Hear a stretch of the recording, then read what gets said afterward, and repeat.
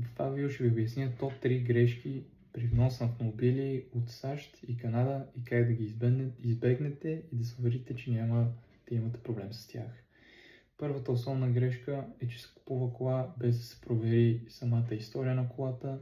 В САЩ всички коли имат дигитална проверка, като се вкара самия VIN номер на колата, излизат всички прегледи на колата, които е минала, всички смени по масла, накладки, дискове, и това се нарича Carfax. В Carfax отваряте сайта, ние разбира ще го правим за вас, отваряме сайта, заплащаме и вкараме VIN номера, което ще ни предостави с най-актуалната информация за всички налични смени по колата и разбира се редовни прегледи по нея.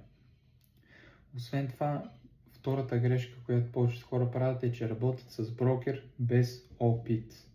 Какво означава това? Това означава човек, дето си е казал: на това в САЩ се продават по-евтини, в България се продават по-скъпи, ще взема аз да внасям и да продавам.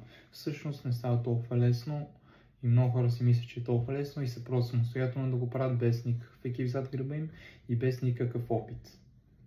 Третата грешка, ключова грешка, е, че не смятат правилно всичките разходи.